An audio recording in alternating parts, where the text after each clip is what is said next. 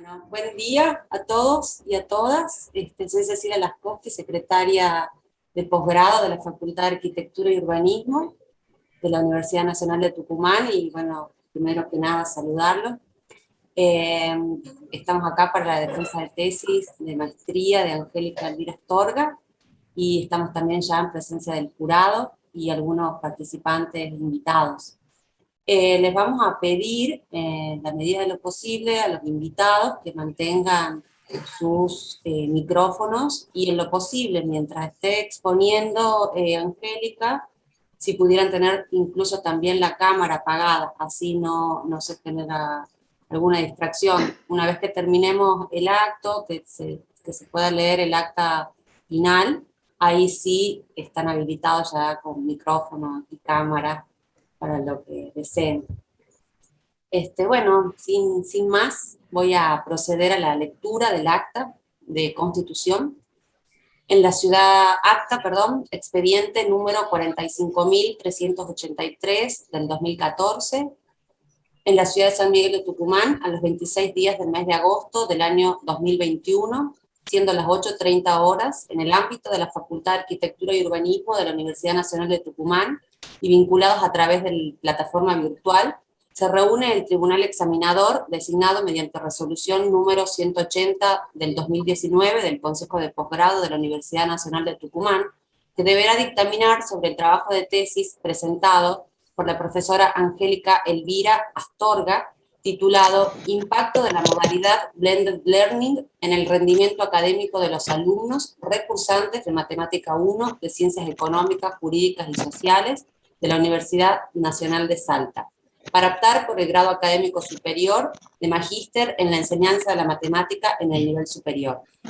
El tribunal examinador está integrado de la siguiente manera: magíster Marta Goldbach, doctor Jorge Gotay Sardiñas y magíster Gustavo Menocal, y como miembro de la comisión de supervisión, conforme lo establece el reglamento respectivo, la magíster Mirta Jacobo de Costilla.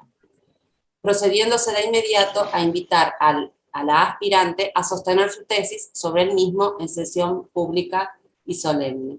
Así que, Angélica, tu turno. Si querés, empezamos proyectando la presentación. ¿Te parece? Bien. Sí, cómo no. Buenos días a todos. Bueno, voy a empezar compartiendo.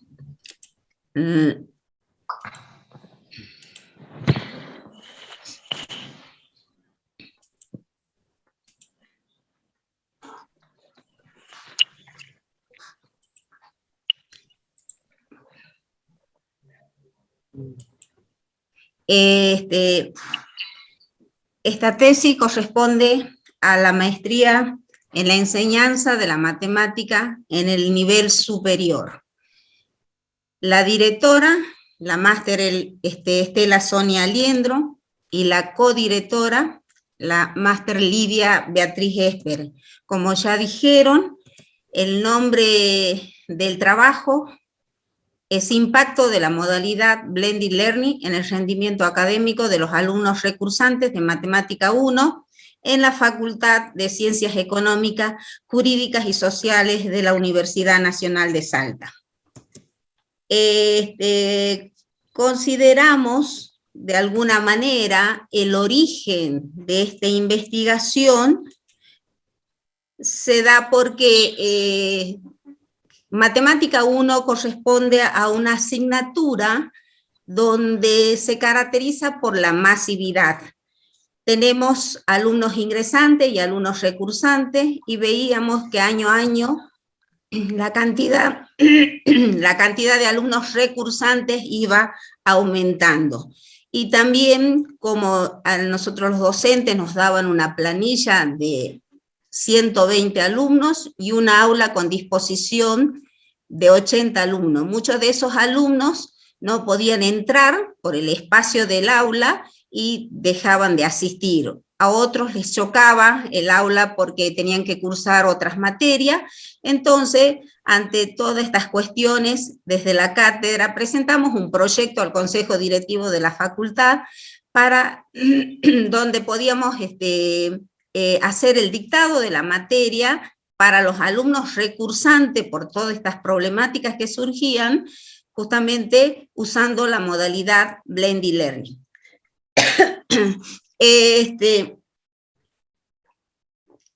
Ante ello, de alguna manera se comenzó el trabajo con la modalidad Blended Learning desde el año 2013. Consideremos que son carreras totalmente presenciales, entonces un poco de que la modalidad Blended Learning en estos momentos era como muy novedoso. El contexto de la investigación justamente son los alumnos recursantes de Matemática 1 y nosotros nos vamos a centrar en el periodo académico 2015 en la Facultad de Ciencias Económicas, Jurídicas y Sociales de la UNSA.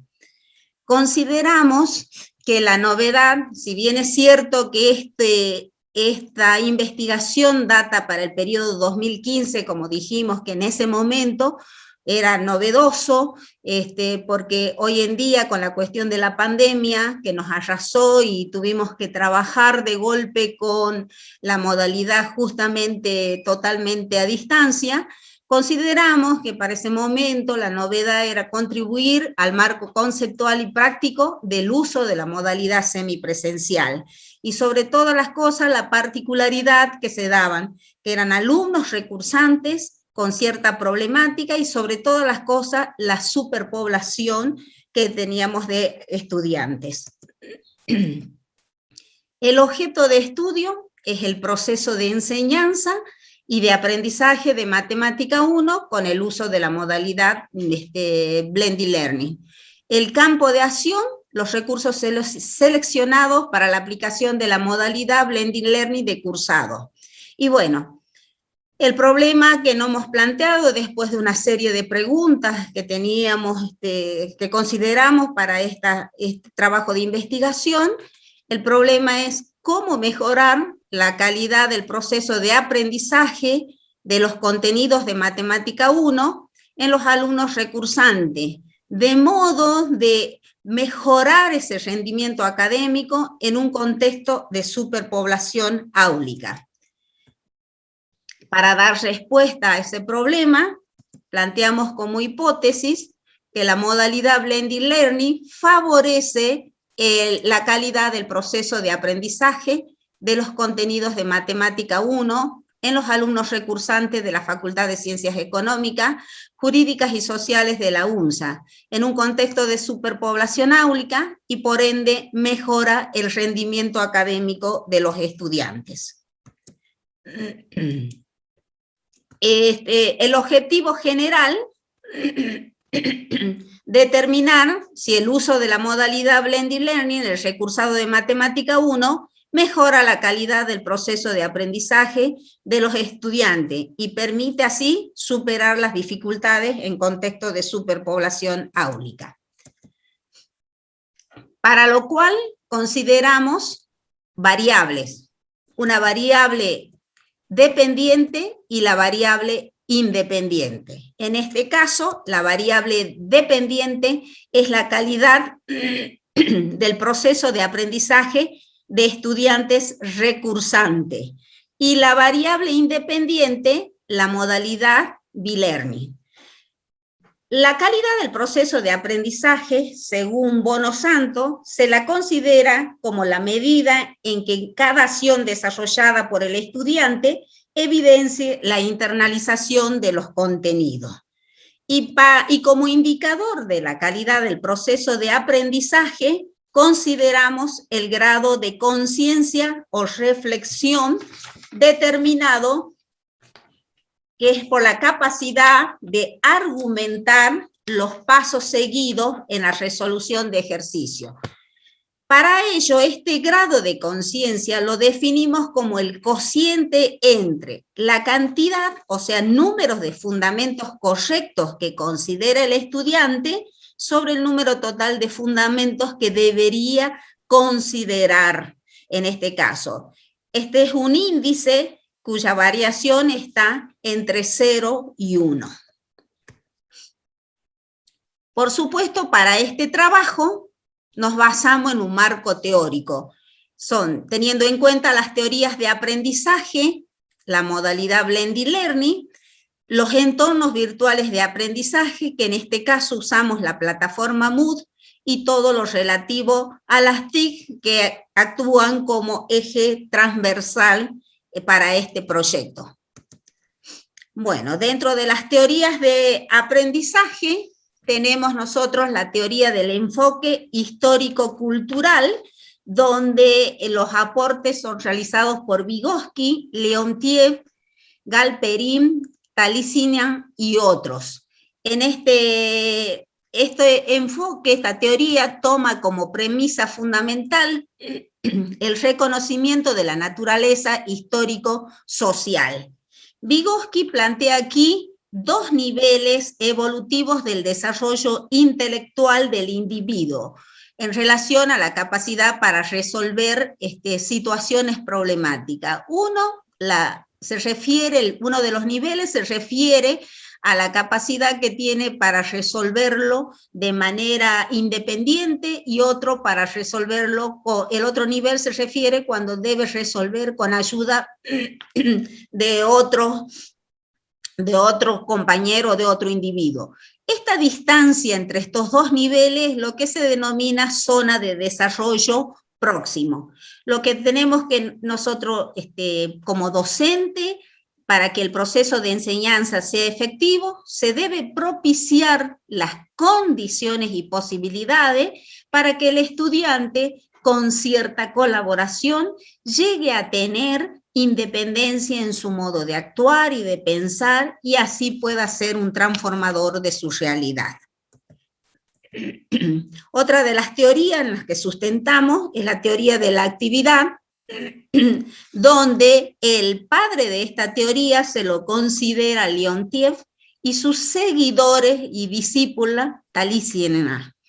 Se considera como un proceso que media la relación entre el ser humano y el objeto de transformación. Talísina dice de que toda acción siempre está dirigida a un objeto que puede ser real o ideal. Esta acción se transforma en una actividad cuando hay un motivo. Otra de las teorías es la teoría de la formación de las acciones mentales por etapa, donde es elaborada por Leontiev y culminada, completada, digamos, esta teoría por Galperín.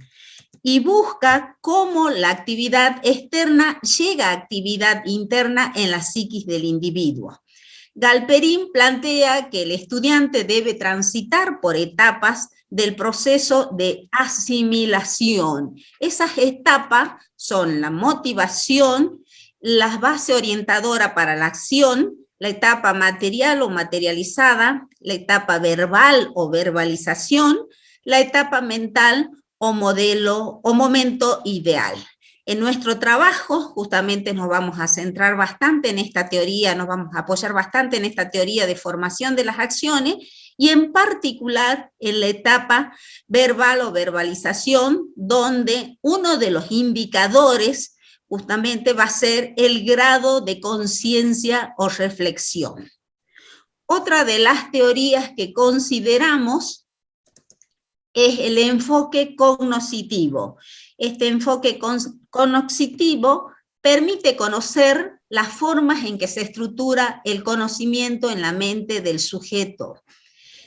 En este caso, todo sujeto tiene ideas previas que pueden ser erróneas o mal organizadas, pero es el docente el que debe encargarse de presentar actividades donde el alumno pueda aplicar estas actividades, estas ideas previas, y se transforman en inclusores. Entonces, el docente debe establecer los puentes cognitivos que permitirán que esa nueva información que se desea transmitir se engarce con los inclusores, dando lugar así al aprendizaje significativo.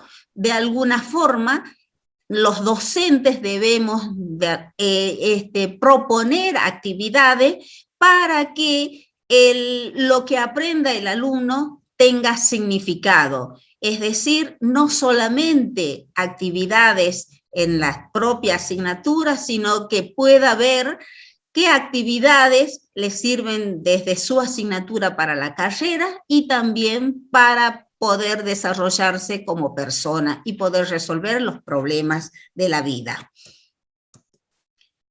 La modalidad Blended Learning, que es otro de los ejes que nosotros, otras de las bases teóricas, y justamente la modalidad Blended Learning es una de las variables, es la variable independiente que consideramos en este trabajo.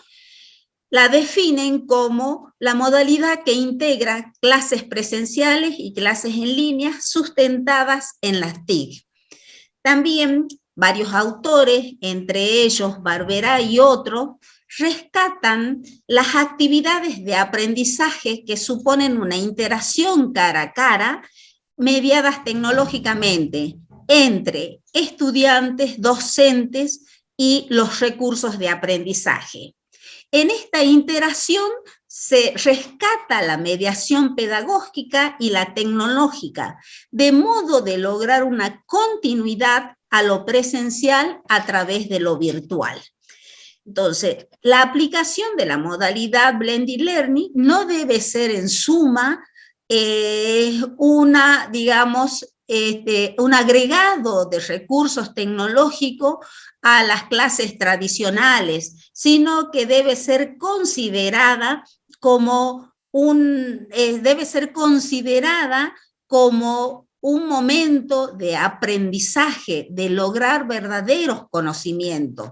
Recordemos que, para que haya un aprendizaje se debe dar en una relación entre estudiantes y docentes mediada por una asignatura, en un ambiente de comunicación, colaboración e interacción. No debemos olvidar que el docente, debe tener en claro que en el aula, el poder en el aula no está en el control de la información, sino en la capacidad de construir conocimiento y gestionar el aprendizaje. Entonces, lo relevante debe ser lo educativo y no lo tecnológico. Por eso digo que la finalidad es la enseñanza y el aprendizaje de contenidos determinados por los planes de estudio y los objetivos de cada asignatura. Los entornos virtuales de aprendizaje, que en este caso consideramos a la plataforma Moodle como el espacio o el recurso a donde nosotros planteamos todas las actividades, todos los recursos, los contenidos. Pérez Casales, Rojas Castro, Pulí Echevarría definen como un sistema de gestión de contenidos educativos que posibilita la organización de cursos a partir de la creación y combinación de recursos educativos gestionados dentro de la misma plataforma. Se sustenta en los principios de constructivismo social, porque el estudiante construye sus conocimientos a partir de su participación activa en el proceso de aprendizaje y no porque el docente le transmita. Promueve un esquema de enseñanza y aprendizaje colaborativo, para lo cual el docente debe crear los espacios, las actividades para que se pueda dar este esquema. También decimos que la plataforma Moodle es un complemento de uso muy útil para la enseñanza presencial. La plataforma también tiene ventajas, como así también problemas que plantean su uso. Dentro de las ventajas es el fomento de la comunicación profesor, estudiante y estudiantes entre sí. También facilita el acceso a la información, permite el desarrollo de habilidades y competencias, fomenta la comunidad educativa. Dentro de los problemas que plantean es que, y eso creo que lo hemos vivido de alguna manera en este periodo de pandemia, que que requiere por parte del docente mayor esfuerzo y dedicación, porque considero de alguna manera que es como un doble trabajo el preparar las clases. También es necesario que contemos con alumnos motivados y participativos, y el acceso a los medios informáticos y la brecha informática, dado de que no todos los alumnos disponen de los recursos tecnológicos, como así también de una buena conectividad. La población que vamos a considerar para este trabajo, perdón. Si bien es cierto que en la planilla que nos habían dado en el año 2015, de los alumnos recursantes, era de 957 estudiantes de las carreras de Contador Público Nacional, licenciatura en Administración y licenciatura en Economía. Pero como nosotros, para nuestro trabajo, vamos a considerar el alumno recursante aquel que recursa por primera vez la asignatura. De esos 957, nos quedaron 442 estudiantes, que son los que van a conformar nuestra población. De esos 442, tenemos 52 estudiantes que forman el grupo control, que son aquellos estudiantes que no realizaron ninguna actividad en la plataforma Moodle. Y los 390 estudiantes son los que van a pertenecer al grupo de intervención. Los instrumentos que hemos considerado para esta investigación son las observaciones realizadas de los ejercicios del primer examen parcial. Todo lo que hemos medido ha sido basado solamente en el primer examen parcial. Consideramos esto dado de que los alumnos, el primer parcial es aproximadamente después de 1 mes y medio de cursada. Muchos alumnos quedan libres después del primer parcial o abandonan, entonces por eso es que consideramos que una buena medida sería el primer examen parcial. Después tenemos la planilla de relevamiento de todas las actividades realizadas en la plataforma, planillas de asistencias, encuesta de opinión y el software estadístico SPSS. La metodología de investigación que usamos, por supuesto, partimos realmente en cuál paradigma vamos a considerar para esta investigación, y tenemos así el paradigma constructivista. Tomamos justamente la comprensión de los fenómenos en su ambiente usual, que para este caso todo lo realizado es en el ámbito de las clases. Y también necesitamos recabar información para hacer el análisis posterior de diferentes aspectos considerados a este ámbito de la clase, como ser asistencia a las consultas presenciales, acceso a los foros, participación en el aula virtual, entre otros. Y también de los aportes del paradigma de la teoría crítica, dado de que es una investigación para la educación, y también consideramos que los involucrados son los alumnos recursantes, los cuales están comprometidos con la aplicación de la modalidad, que es en el caso de ver si incide o no esta modalidad en el proceso de aprendizaje. El diseño que hemos considerado es una investigación cuasi experimental. ¿Por qué decimos que es cuasi experimental? Porque nosotros no elegimos al azar a la población, sino que de alguna manera podríamos decir que consideramos los alumnos que recursan por primera vez la asignatura en el año 2015. El enfoque que estamos considerando es un enfoque mixto porque combina metodologías de la investigación cuantitativa con la cualitativa, porque nosotros necesitamos esos valores numéricos para después informar sobre la calidad del proceso de aprendizaje de los estudiantes. En realidad, la investigación se basó en el análisis de 3 ejes fundamentales. El primer eje es donde hacemos una comparación del grado de conciencia o reflexión, tanto en el grupo de control y de intervención. Otro de los ejes que vamos a determinar cuáles de los aspectos de la modalidad Blended Learning tiene mayor incidencia en el grado de conciencia o reflexión. Y por último, a través de una encuesta, vamos a determinar las percepciones de los estudiantes sobre los aspectos relacionados con los recursos utilizados en el aula virtual en la plataforma Moodle.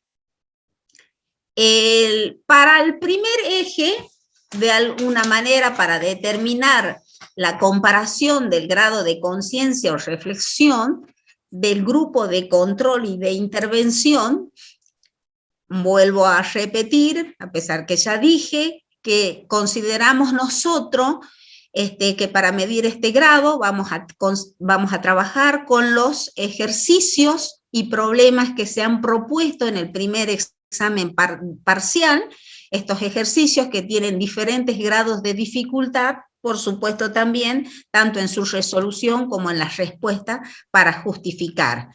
Y habíamos dicho que el grado de conciencia o reflexión era la capacidad que tiene el estudiante para fundamentar o argumentar la resolución de los ejercicios. Entonces, y los indicadores que hemos considerado para esta dimensión es muy alto, alto, medio, bajo y muy bajo. Y de acuerdo a los datos obtenidos, la distribución porcentual de estudiantes, de acuerdo a la dimensión del grado de conciencia o reflexión, lo podemos visualizar a través de este gráfico. Lo que está pintado de celeste corresponden al grupo control y lo de naranjado al grupo de intervención. Nosotros podemos ver que el mayor porcentaje para el grupo control se da en los niveles muy bajo, bajo y medio. Y mientras que para el grupo de intervención tenemos el mayor porcentaje para alto y muy alto. También esto mismo lo podemos visualizar a través de este diagrama de caja, donde para el grupo de intervención la mayor cantidad de valores concentrados corresponde al nivel de bajo a alto, mientras que para el grupo control corresponde para el nivel bajo y muy bajo. Para determinar justamente, comprobar de alguna manera si nuestra hipótesis o la hipótesis que habíamos planteado se cumplió o no, también en este caso hemos aplicado la técnica estadística chi cuadrado. Este coeficiente, de alguna manera, nos permite poder comparar una distribución observada real de datos con una distribución esperada hipotética. Y la prueba de independencia, en este caso, consiste en comprobar si las variables están relacionadas o no, para lo cual nos requiere formular una hipótesis nula, que en este caso es la modalidad Blended Learning, no favorece la calidad del proceso de aprendizaje de los contenidos de Matemática 1 en los alumnos recursantes de la Facultad de Ciencias Económicas, Jurídicas y Sociales de la UNSA en un contexto de superpoblación áurica y por ende no mejora el rendimiento académico de los estudiantes. Y también nos requiere la formulación de una hipótesis alternativa, que sería justamente lo contrario a esto, o sea que la modalidad Blended Learning favorece la calidad del proceso de aprendizaje.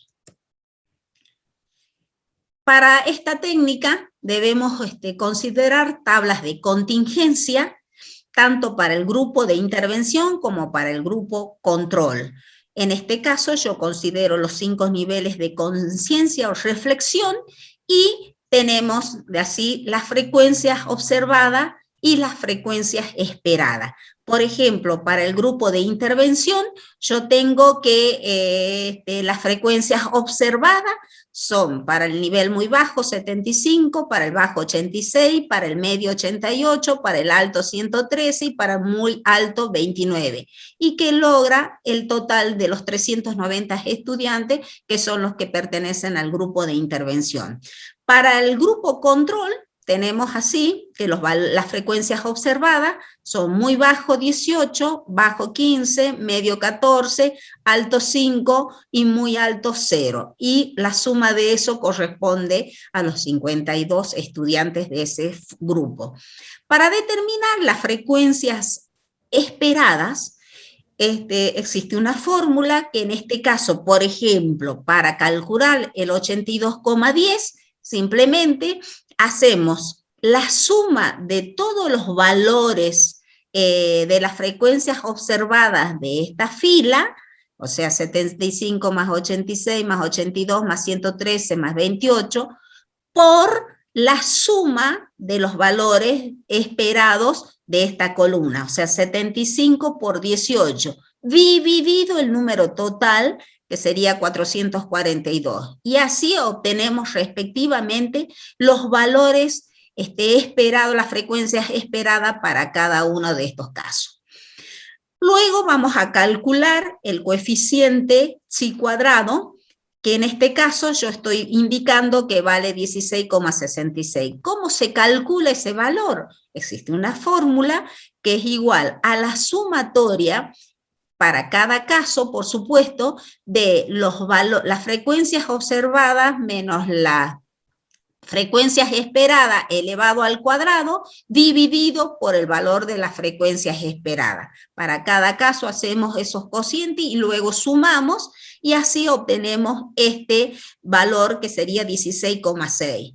Y alfa es el nivel de significancia que en este caso es 0,005, que es lo que vamos a considerar. ¿Cómo interpretamos estos datos? Bueno, efectivamente, luego de haber calculado el chi cuadrado, buscamos en una tabla el valor de chi cuadrado crítico. En una tabla figura en la línea horizontal el nivel de significancia, que es de alguna manera el error que podemos cometer. Y de alguna forma, cuando más pequeño es, realmente el resultado que obtengamos va a ser más fiable. Y en la columna figuran el grado de libertad, que el grado de libertad se define como el producto entre las columnas que nosotros consideramos en esta tabla de contingencia, que eran los grados de conciencia o reflexión, que son 5 menos 1, por el número de filas, son 2 porque es para el grupo de intervención y el grupo de control, 2 menos 1, esto nos da 4. Entonces, nosotros buscamos en esa tabla el nivel de significancia y en con el grado de libertad y vemos a qué valor nos da como intersección. Y en este caso es el valor 14,86, que es el valor de chi cuadrado crítico. Entonces, para verificar la independencia o no, hacemos la comparación. Y en este caso determinamos que el chi cuadrado calculado es mayor que el chi cuadrado crítico. Eso indica que existe una asociación entre las variables dependiente e independiente que nosotros habíamos considerado. Por lo tanto, decimos que se rechaza la hipótesis nula y se cumple la hipótesis alternativa. O sea que la modalidad B-Learning favorece la calidad del proceso de aprendizaje de los contenidos de Matemática 1 en los alumnos recursantes de la Facultad de Ciencias Económicas, Jurídicas y Sociales de la UNSA en un contexto de superpoblación áulica y por ende mejora el rendimiento académico de los estudiantes.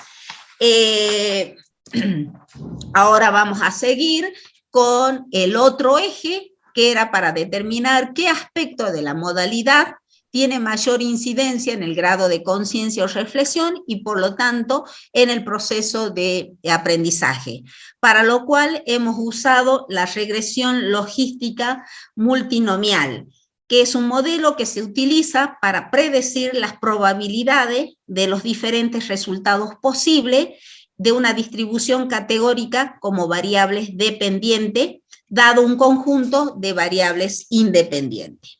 Para este caso, los indicadores que hemos considerado para la modalidad Blended Learning, y sobre todas las cosas, acá estamos analizando solamente del grupo de intervención, en su mayoría, dado de que son los que han tenido acceso a todo el material en el aula virtual. De los indicadores, bueno, en este caso, la carrera elegida, para ver si tenía una incidencia o no de la carrera elegida justamente en el grado de conciencia o reflexión, esto lo tomamos para los dos grupos. Si trabajo o no, también lo consideramos para los dos grupos. Después, el acceso a los foros de consulta que hemos visto de acuerdo a la frecuencia con que entraba el alumno, hemos podido hacer esta clasificación, esta división, entonces como muy frecuente, frecuente, medianamente frecuente, poco frecuente y nada frecuente. También hemos definido otro índice que es el grado de participación en el aula virtual, que se define como el cociente entre la cantidad de cuestionarios realizados, porque en la plataforma se les disponía prácticamente en forma semanal, uno por cada contenido, cuestionarios evaluativos de teoría y de práctica. Entonces, la cantidad de cuestionarios realizados sobre la cantidad de cuestionarios que ofrece la materia, porque de pronto por ahí, quizás antes, siempre todo esto medido para el primer parcial. Normalmente los alumnos no realizaban todos los cuestionarios. Estos cuestionarios, su aprobación tenía incidencia en la nota del parcial, o sea que sumaba puntajes. Y también la clasificación son muy alto, alto, medio, bajo y muy bajo. Otro indicador que hemos considerado es el grado de puntaje obtenido por los cuestionarios virtuales, que se define como el cociente entre el puntaje de los cuestionarios realizados sobre el puntaje total que deberían tener si aprobaban los mismos. También tenemos el acceso a las consultas presenciales y que ¿cómo podíamos determinar? La cátedra disponía, digamos, de una planilla donde los alumnos debían firmar la asistencia a las clases de consulta y a partir de allí se pudo determinar la cantidad de asistencias que disponían los alumnos. Para ello,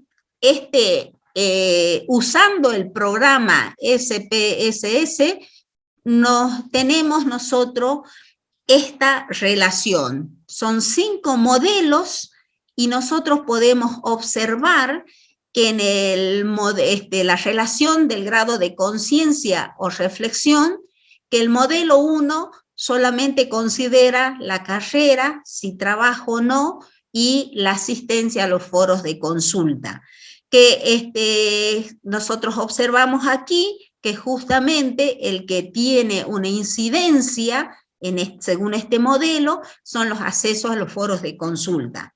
El modelo 2, además de lo anterior, se agrega el grado de participación en el aula virtual, que de alguna forma también para el modelo 2 tiene incidencia. En el modelo 3 se agrega el grado de puntaje de los cuestionarios evaluativos que nosotros podemos observar de acuerdo a estos números que tiene una gran incidencia, una gran correlación. En el modelo 4 también podemos ver que la asistencia a los foros de consulta tiene incidencia, pero más aún tiene incidencia el grado de puntajes obtenidos de los cuestionarios. Y lo que llama aquí la atención, que el grado de participación en el aula virtual tiene una incidencia negativa. Y en el modelo 5 vemos que la asistencia a las consultas presenciales que se miden en ambos grupos tiene realmente una incidencia en el grado de conciencia o reflexión. Bueno, parte de esto ya fui haciendo la interpretación de los datos, que es lo que dije de que a través de los modelos se pueden analizar los efectos individuales de cada variable relacionada al blended learning sobre el grado de conciencia o reflexión. Que bueno, que el modelo 4 analizaba el efecto conjunto y según de alguna forma hemos visto que la carrera no es incidente en el grado de conciencia o reflexión. Entonces, y bueno, como decíamos que nos llamaba atención en el modelo 4, que el efecto de la variable grado de participación en el aula virtual cambiaba el signo, pasando a tener un efecto negativo sobre la variable dependiente. Y bueno, y en el modelo 5 destacaba justamente la asistencia a las consultas presenciales como un efecto positivo. Pero el de toda la que hemos visto, según estos modelos, que la variable grado de puntaje de los cuestionarios era el que tenía mayor efecto en el grado de conciencia o reflexión. Y bueno, lo que dijimos ya, que el acceso de consulta es lo que indicaba también un valor, una correlación significativa y también el signo esperado. Para las percepciones de los estudiantes sobre aspectos relacionados a los recursos en el aula virtual, tenemos nosotros que esto lo logramos a partir de una encuesta que se aplicó en la plataforma Moodle, solamente tuvieron acceso los alumnos que realizaron actividades en el aula virtual. Y bueno, acá vamos a mostrar solamente algunas de las cuestiones consideradas como ser para la dimensión utilidad de los recursos en el aula virtual. Para esta dimensión considerábamos los aspectos, si realmente usaban por curiosidad o porque le ayudaban en el aprendizaje o porque le otorgaban puntaje para el parcial o por obligación o porque no hizo uso. Entonces, en esta tabla, en este gráfico nosotros podemos ver justamente, por ejemplo, estos son los videos de teóricos que se proponían, archivos de los errores frecuentes, los foros de consulta, los cuestionarios prácticos y los cuestionarios teóricos. Por ejemplo, para los videos de teoría, el mayor porcentaje lo vemos que se da en que lo hacían por obligación y después en menos porcentaje tenemos que le ayudaban en el aprendizaje. Y así nosotros podemos ver, hacer la lectura, que por ejemplo para los cuestionarios prácticos, el mayor porcentaje opinan de que justamente le otorgaban puntaje para el parcial, que lo cual era un hecho.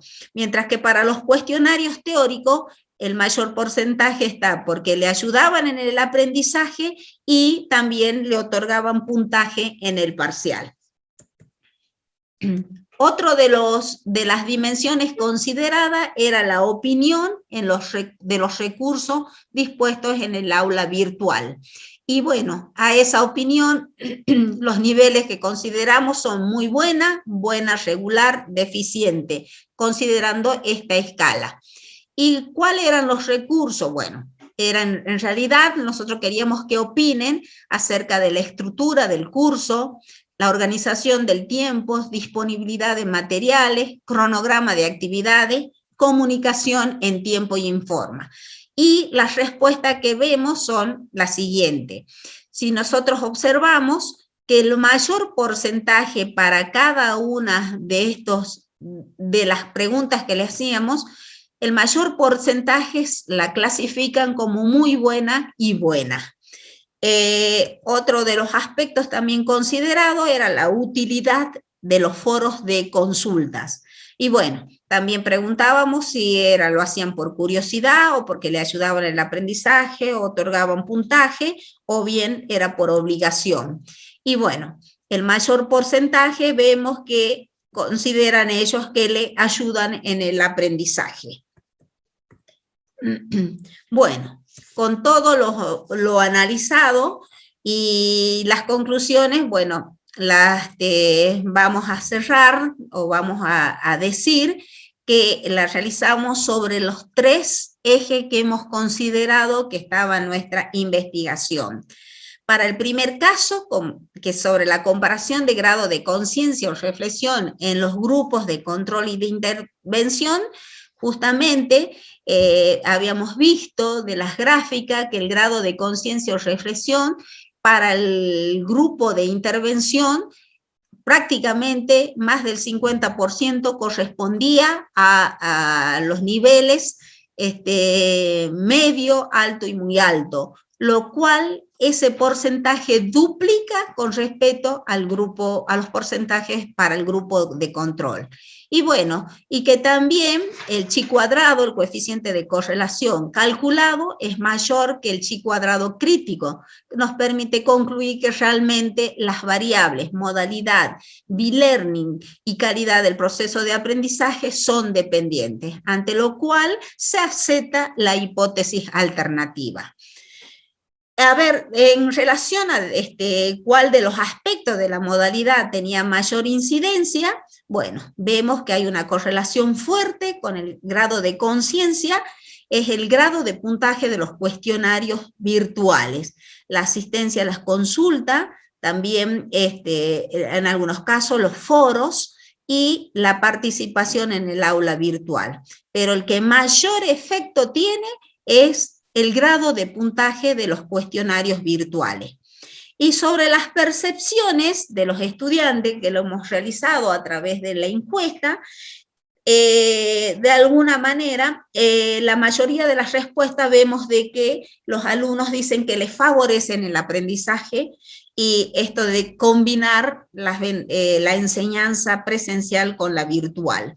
Y que también se encuentran algunas dificultades, como ser, por ejemplo, que en el momento de tener que escribir o digitalizar una consulta, les resultaba con mucha dificultad el editor de ecuaciones, porque les requería más tiempo y por ahí en algunos casos preferían la instancia presencial. Esto también nos permite reflexionar acerca de que es fundamental el diseño de los recursos y actividades que se propongan en el aula. O sea que la construcción del conocimiento en un aula virtual consideramos que no discrepa del contexto áulico. El estudiante debe y puede ser participativo, responsable y activo en esa construcción, y también trabajar colaborativamente con sus compañeros, interactuar con los docentes, consigo mismo y con los materiales. Debe haber siempre una coherencia con la asignatura y la orientación que la misma tenga respecto de la carrera y la amigabilidad para los usuarios. Por ello es fundamental el diseño de los recursos y actividades que se propongan en el aula virtual y estar dispuesto tanto para alumnos y docentes para aprovecharla. Otra de las reflexiones es que no basta con tener todos los recursos a disposición. Es necesario, como en la enseñanza y el aprendizaje presencial, tanto la voluntad de enseñar como la de aprender. Y un verdadero reto sigue siendo la calidad de la propuesta pedagógica y la de los recursos materiales. Pero nos queda en claro que cualquiera de las dos modalidades que utilicemos, sin esfuerzo y voluntad de los estudiantes, no hay aprendizaje. Bueno, dedico este trabajo a mis padres por haber permitido mi educación, a mi familia, Humberto, Paola y Pablo, que son mis hijos, realmente por el tiempo que ellos han dispuesto, que en todo momento me han alentado, a Mercedes, que dedicó parte de sus noches para acompañarme, a Lita y Livia,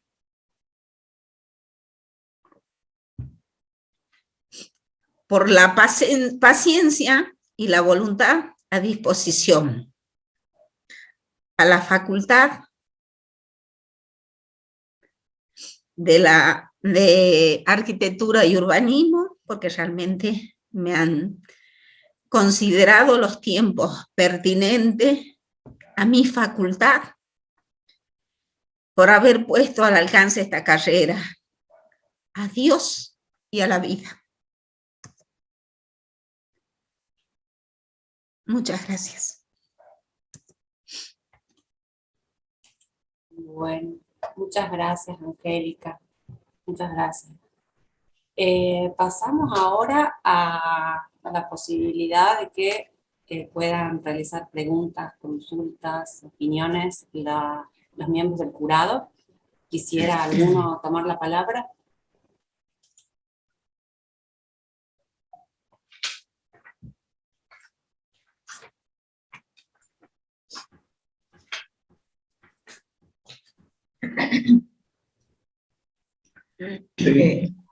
Gustavo. Bueno, yo quería preguntarle, profesora, porque observé, y usted lo manifestó también en la exposición, que habla en la tesis, está en la página 77, de los problemas y virtudes que han observado en la modalidad Blended Learning respecto de la presencial. Fundamentalmente en el tema de el mayor esfuerzo y dedicación de parte de los profesores. Me interesa porque, bueno, todos hemos utilizado esta plataforma virtual para dictar las clases durante todo el año 2020 y lo que va del presente, y verificamos que efectivamente son esos problemas. ¿Ustedes han podido gestionar algo al respecto, ya sea con la facultad, con otros compañeros? Estoy hablando de las dificultades encontradas en los docentes, ya sea en tiempo, acá manifiesta una virtual duplicación del tiempo de dedicación, y me imagino que otros problemas. Sí. ¿Han tenido alguna posibilidad de plantearlo, de conversarlo? Bueno, Perdón, por sí. una cuestión de orden solamente, le vamos a pedir que terminemos la exposición de los jurados, si querés ir apuntando las consultas, así las respondes todas, porque quizás incluso se articulan algunas de los comentarios o consultas de los jurados. Entonces, en ese sentido, también la de los estudiantes, o sea, lo mismo cuanto a las dificultades observadas en los estudiantes, en la conectividad, etcétera.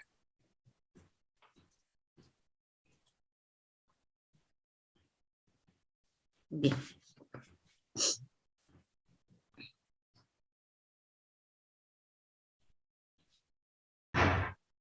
¿Esto? ¿Te ha gustado? Bueno, no, yo tengo algunas preguntas más, pero me parece que sería bueno que vayamos... No, que va contestando, me parece que de una forma ordenada, y si ya responde a algunas de las otras consultas nuestras, ya estaría. ¿Para qué le vamos a hacer? Me parece, no sé, cómo considera Cecilia. no, perfecto, entonces.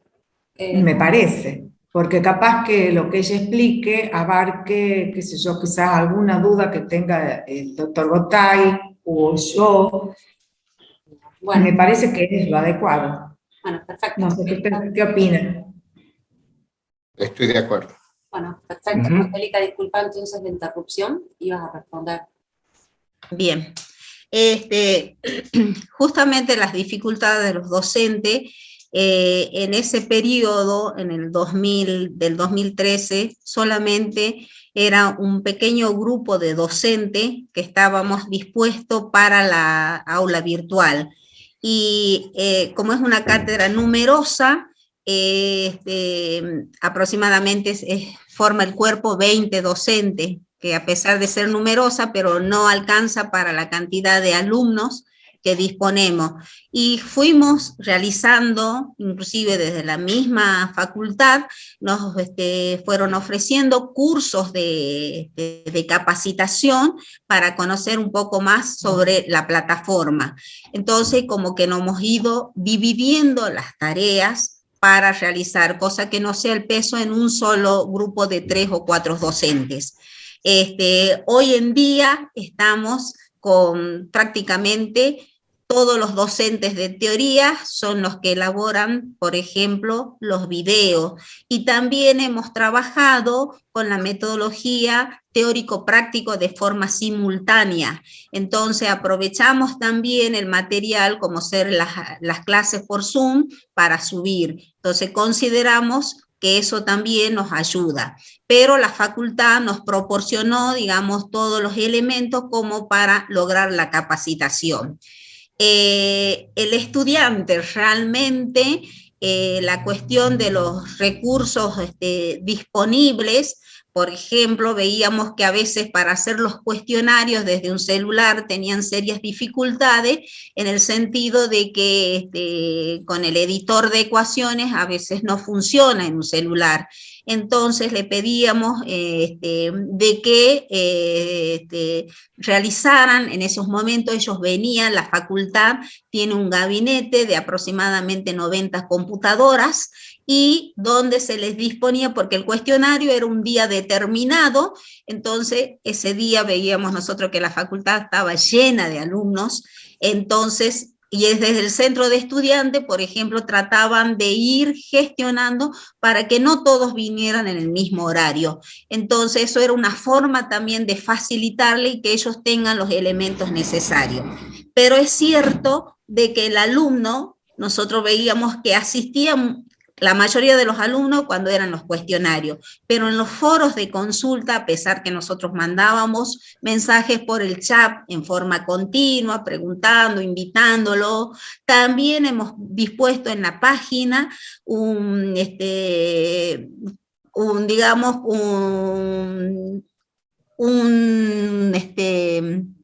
videíto de cómo usar, digamos, el editor de ecuaciones, que a veces les resultaba con grandes dificultades. Así que sí, la facultad, puedo decir en general, que colaboró muchísimo. Viene concatenado con eso, muchas gracias. La pregunta de que se han comparado el tiempo que debían invertir los estudiantes que trabajaban por la modalidad virtual o blended learning y los que hacían el curso tradicional en cuanto a la disposición de tiempo en total de la asignatura, si era mayor una que otra, si es parejo.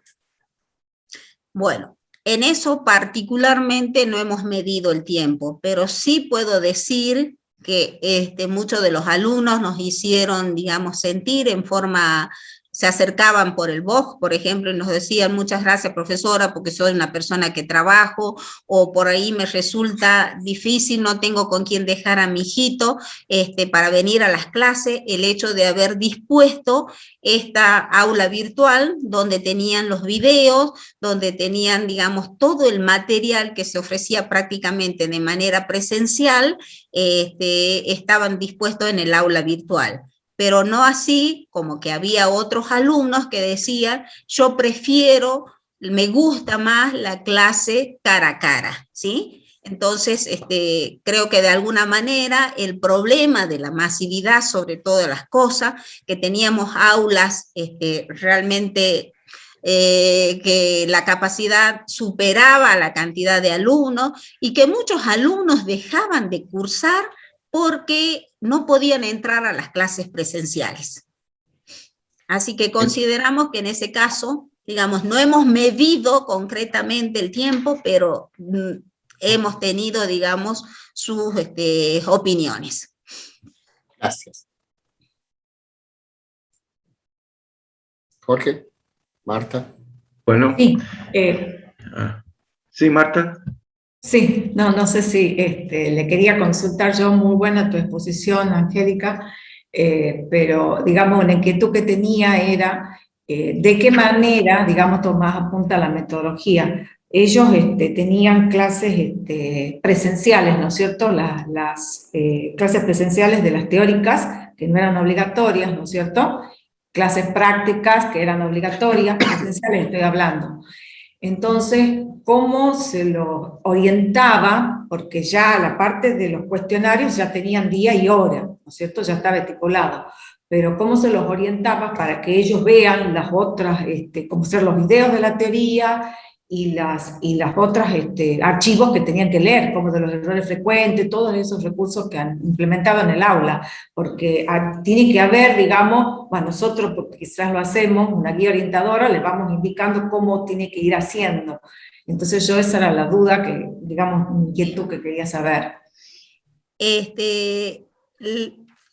Antes de poner en práctica este proyecto, se ha hecho una encuesta, porque antes estaban los alumnos ingresantes y recursantes juntos, podían estar en una misma comisión. Entonces se hizo una encuesta a los alumnos recursantes y cómo preferían ellos estar, ya sea en comisiones solo del recursante o comisiones donde se combinaba la presencia de ambos. Y la mayoría pidió de que sean solo recursantes.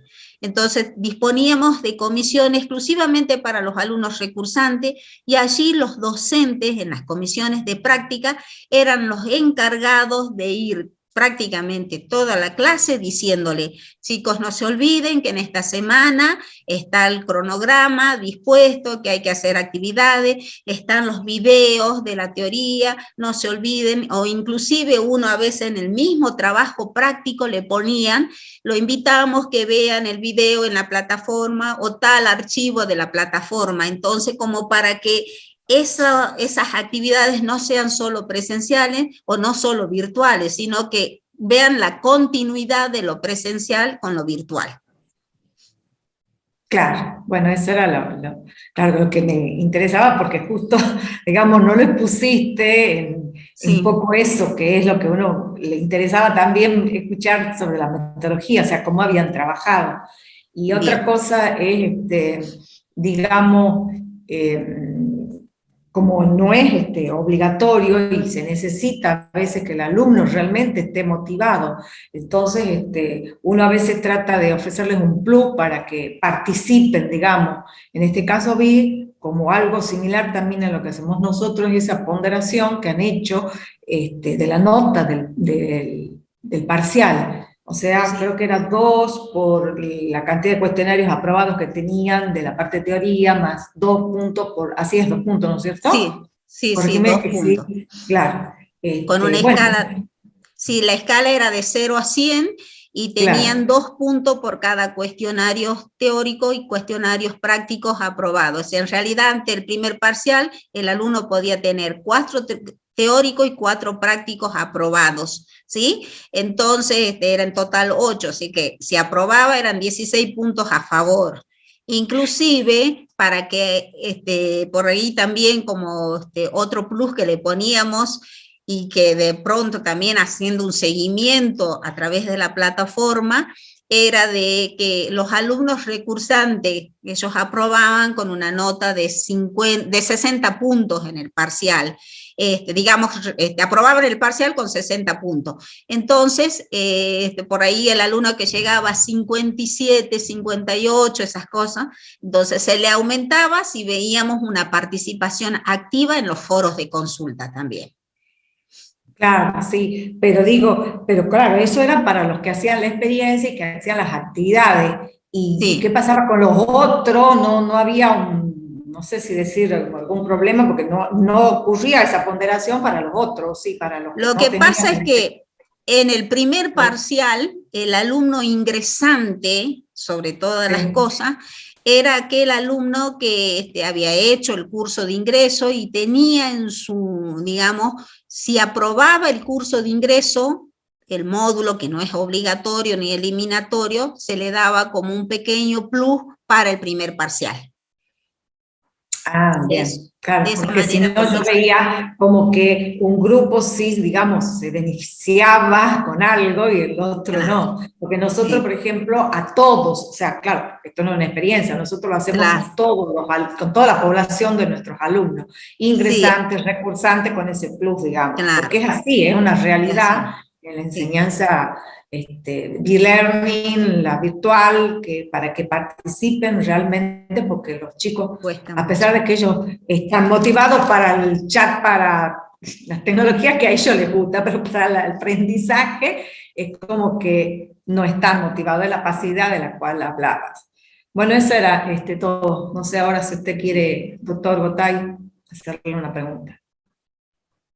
Sí, me alegro que haya sido así porque justamente la primera pregunta que formuló el profesor Gustavo y esta última que Marta acaba de hacer, las tenía en cuenta.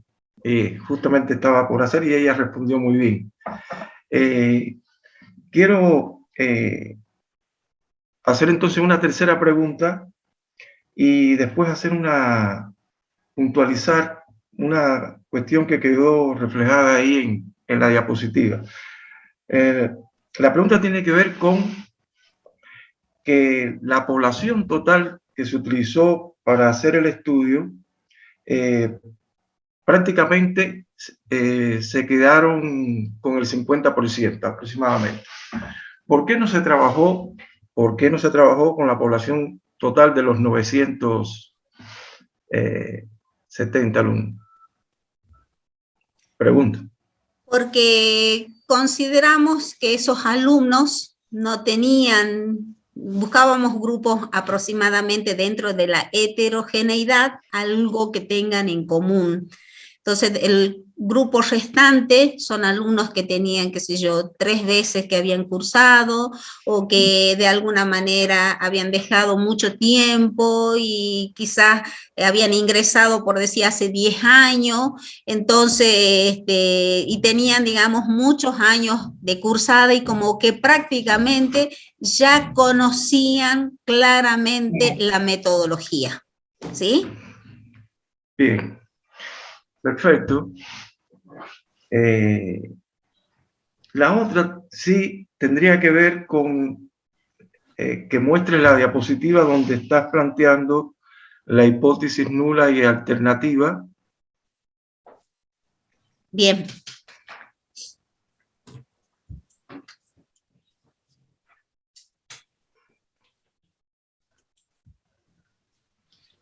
Ya.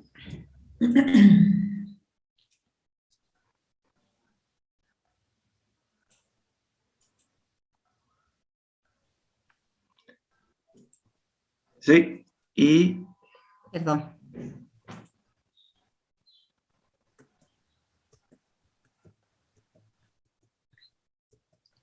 Esta. sí, no, después cuando haces vas a establecer la región crítica y demás. La interpretación de los datos. Claro. Porque veo ahí puesto, para que no quede así, que el nivel de significancia es 0,005 y simplemente se dice que mientras más pequeño sea este error, hay mayor confiabilidad y eso es cierto. Pero ese error de significancia lo que expresa es la probabilidad de cometer el error de tipo 1. ¿Qué es eso? La probabilidad de que yo rechace esa hipótesis H0 cuando ella es cierta. Entonces, tratando de que eso ocurra lo menor posible, por eso es que uno coloca un nivel de significancia lo más bajo posible. Bien.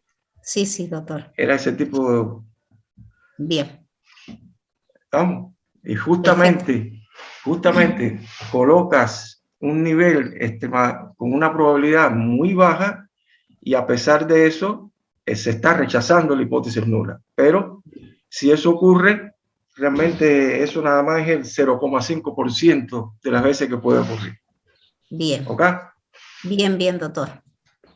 Pero sí, realmente, por lo menos te felicito porque fue, después de todo, un muy buen trabajo, ¿eh? Y la exposición también.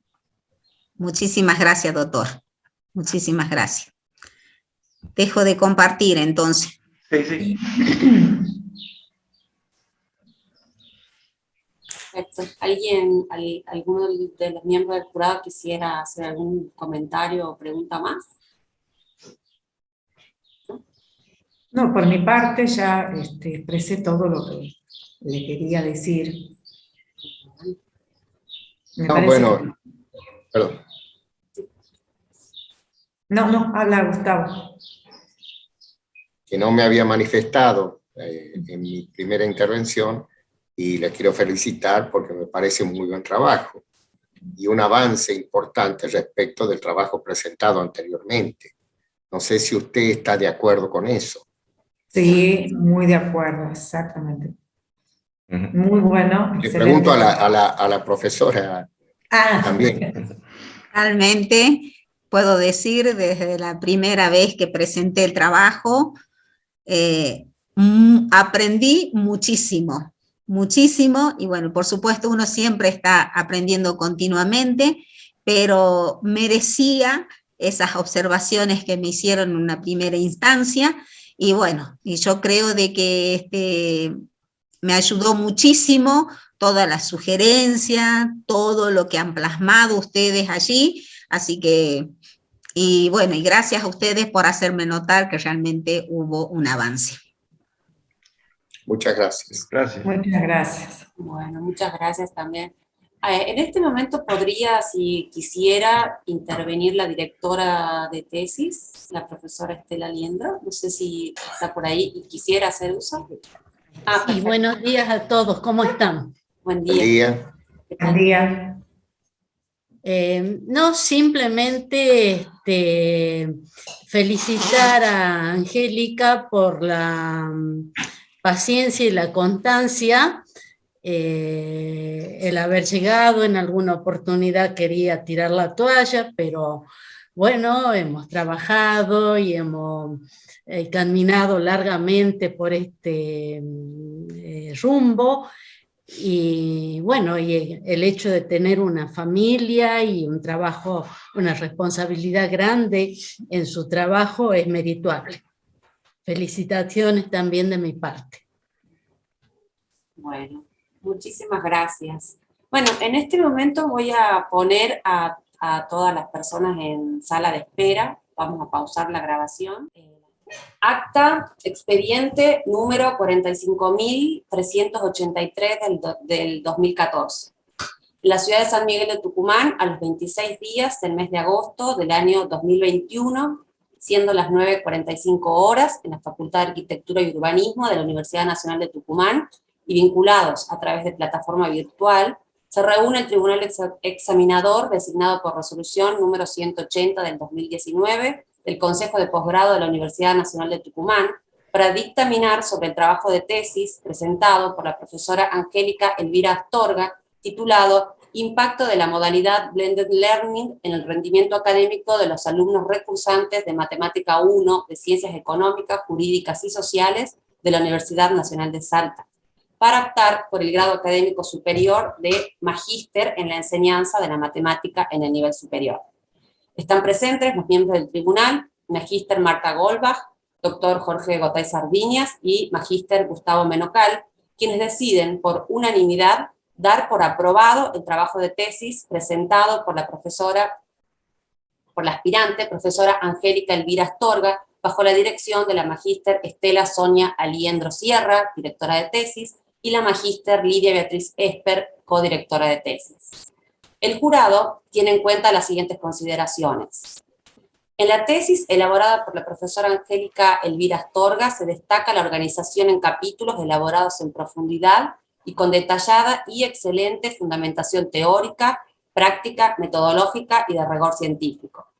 Sus principales fortalezas residen en la pertinencia y actualidad del tema que contribuye a enriquecer la didáctica de la matemática.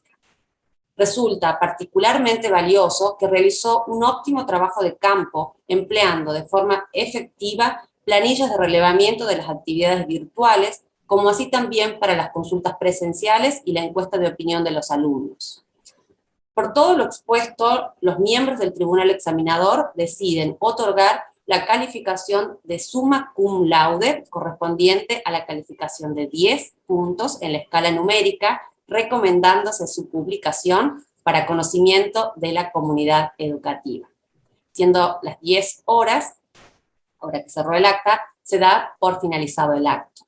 Firman para conformidad los siguientes miembros del jurado examinador: magíster Marta Golbach, doctor Jorge Gotay Sardiñas y magíster Gustavo Menocal.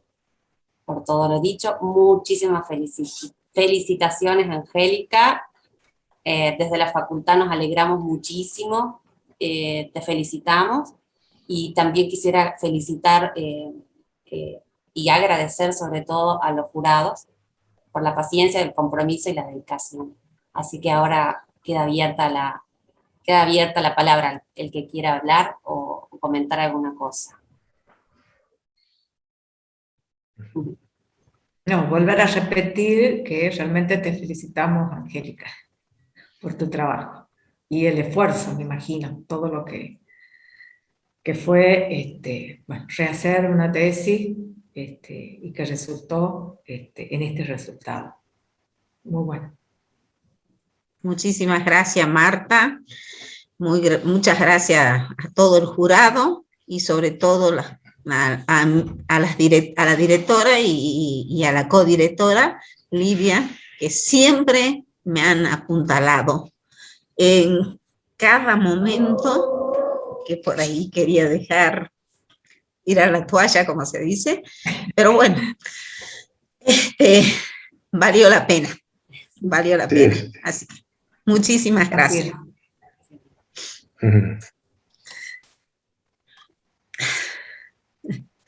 Bueno, Evi, te hemos apuntalado y demás porque estábamos convencidos de que ibas a llegar a un buen final.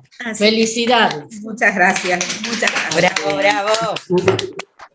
Bueno, muchas gracias a todos los que me han acompañado en este momento, que es muy importante para mí, así que muchas gracias. La sala queda abierta un minuto más, pero voy a cortar la grabación, no hay problema.